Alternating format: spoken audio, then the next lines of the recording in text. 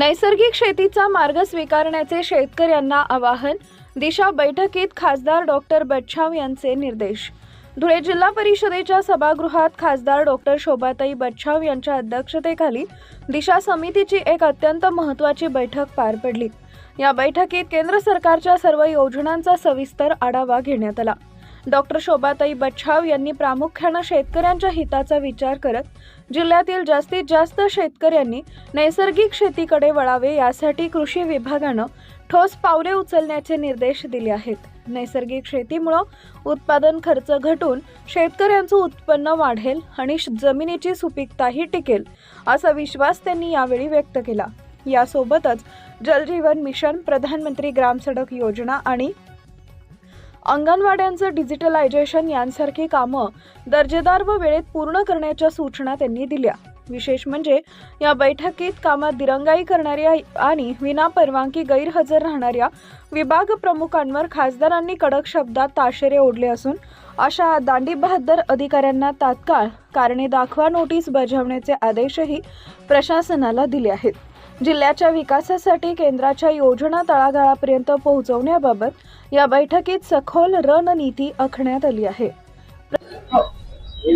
आज दिशा कमिटीची मीटिंग साधारणतः 11 वाजेपासून 5 वाजेपर्यंत घेण्यात आली आणि या मीटिंग मध्ये केंद्र शासनाच्या ज्या काही योजना आहेत आणि जे काही उपक्रम केंद्राकडून येतात त्या संदर्भामध्ये सखोल अशी चर्चा प्रत्येक विभागानुसार या ठिकाणी आम्ही केलेली आहे आणि केंद्र शासनाच्या योजना ह्या अतिशय चांगल्या पद्धतीने संपूर्ण जिल्ह्यामध्ये राबवण्याच्या दृष्टिकोनातून अधिकाऱ्यांना या ठिकाणी आम्ही सांगितलं आणि त्या अनुषंगाने जे काही विविध प्रश्न उपस्थित सर्व सदस्यांनी केले त्या अनुषंगाने आम्हाला समाधानकारक अशी उत्तरं या ठिकाणी मिळालेली आहे आणि काही उत्तरं आम्ही लेखी देखील त्या ठिकाणी मागितलेली आहे।